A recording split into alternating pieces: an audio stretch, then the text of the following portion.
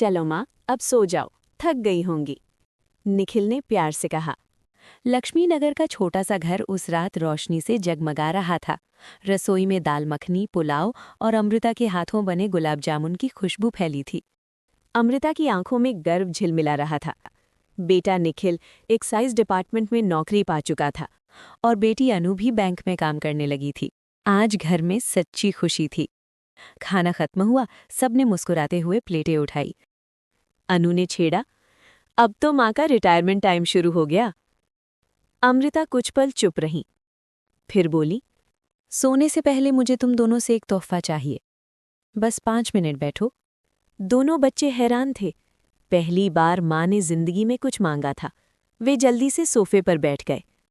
अनु ने कहा, कुछ भी माँ, अब तो हम कमाने लगे हैं।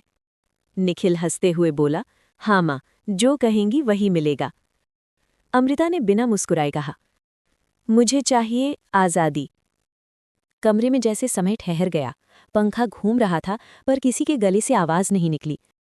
दोनों ने एक साथ पूछा, क्या मतलब माँ?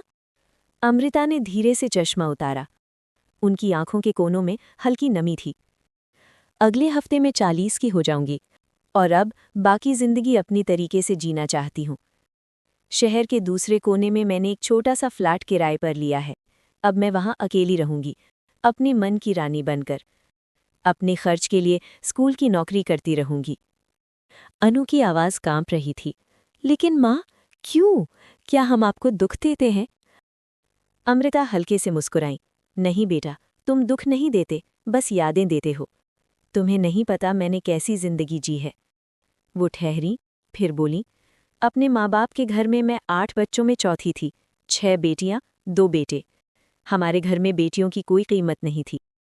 भाई साबुन से नहाते थे, हम राख से। उनके पास टूथपेस्ट था, हमारे पास मिट्टी। एक दिन मैंने उनकी साबुन चुरा ली तो माँ ने मार मार कर खाना तक नहीं दिया।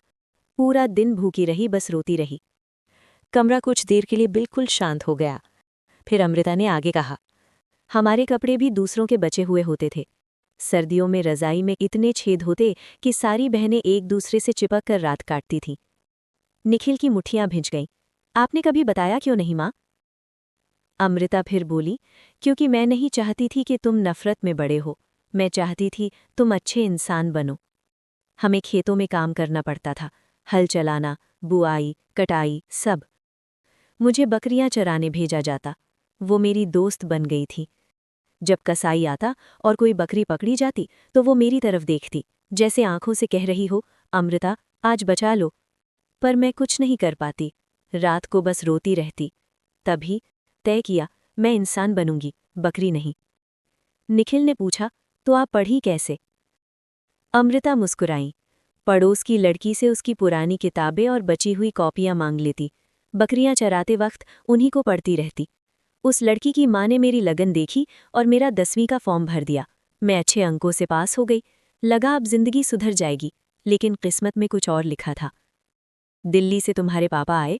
हम 3 बहनों की उनके सामने नुमाइश हुई। वो मुझे पसंद कर गए। घर वालों ने मुझे 40,000 रुपए में उनके हवाले कर दिया। निखिल खड़ा हो गया। क्या आपको जानवरों की तरह बेटा गया? अमृता बोली, मैंने सोचा था दिल्ली आकर जिंदगी सुधर जाएगी, पर ऐसा नहीं हुआ। तुम्हारे पापा शराब पीकर मुझे मारते, मेरे चरित्र पर शक करते। वे 33 साल के थे, मैं 16 की। उन्हें डर था कि अगर मैं डरी नहीं तो कहीं भाग न जाऊं। वो ट्रक ड्राइवर थे। जब 2-3 दिन बाद लौटते तो मैं भगवान से वही प्रार्थना करती, भगवान आज बचा ले। अनु की आंखों से आंसू बह निकले। माँ, आप भाग क्यों नहीं गई माँ? अमृता ने गहरी सांस ली। जब तुम दोनों पैदा हो गए तो 2 बच्चों को लेकर मैं कहाँ जाती, लेकिन तुम दोनों ही मेरी ताकत बन गए। वो मुस्कुराई और आगे बोली, जब अनु 3 साल की हुई तो उसका दाखिला कराने गई। फीस मेरी पहुंच से बाहर थी। स्कूल की प्रिंसिपल ने कहा, अगर मैं आया की नौकरी कर लूं तो मेरी बेटी की फीस माफ हो जाएगी। मैंने हाँ कर दी। शुरुआत में सब मुश्किल था, पर धीरे धीरे सब संभल गया। फिर सोचा, मुझे भी पढ़ना होगा। एनटीटी की परीक्षा दी और पास कर ली। प्रिंसिपल ने मुझे टीचर बना दिया। पहली बार जब अपनी सैलरी से साड़ी खरीदी तो लगा जिंदगी की सारी सिलवटें सीधी हो गईं। निखिल ने पूछा, पापा ने नौकरी कैसे करने दी? अमृता ने गहरी सांस ली। नहीं, जब मैंने बताया तो उन्होंने डंडा उठाया और मुझे मारना शुरू किया, लेकिन अब मैं मजबूत थी। और वो शराब से कमज़ोर। मैंने लाठी छीनी और उन्हें पीटा। उस दिन के बाद उन्होंने मेरी जिंदगी में कभी दखल नहीं दिया। अगले साल एक सड़क हादसे में उनकी मौत हो गई। अनु बोली, माँ, मुझे पिताजी से नफरत हो रही है। अमृता बोली, नफरत नहीं, शुक्रिया करो, उन्होंने ये घर लिया था। और हाँ, उन्होंने असुरक्षित यौन संबंध नहीं बनाए। उन दिनों कई ट्रक ड्राइवर एड्स से पीड़ित थे। जिंदगी के उस मोड़ पर मैं खुद को सुरक्षित रखने की हालत में नहीं थी।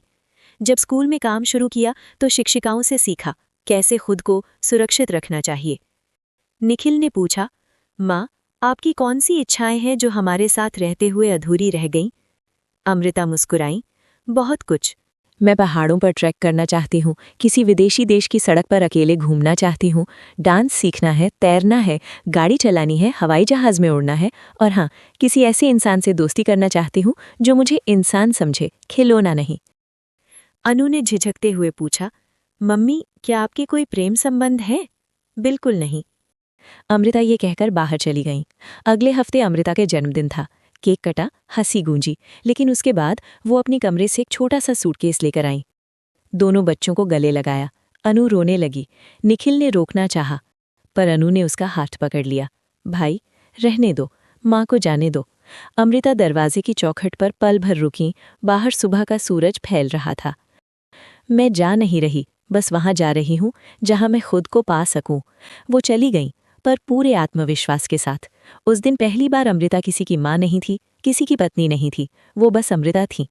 और शायद हर औरत के भीतर कहीं ना कहीं एक अमृता रहती है जो बस एक दिन आज़ादी मांगने की हिम्मत जुटा रही होती है, क्योंकि हर माँ के हिस्से में भी थोड़ी सी जिंदगी होनी चाहिए जो बस उसकी हो।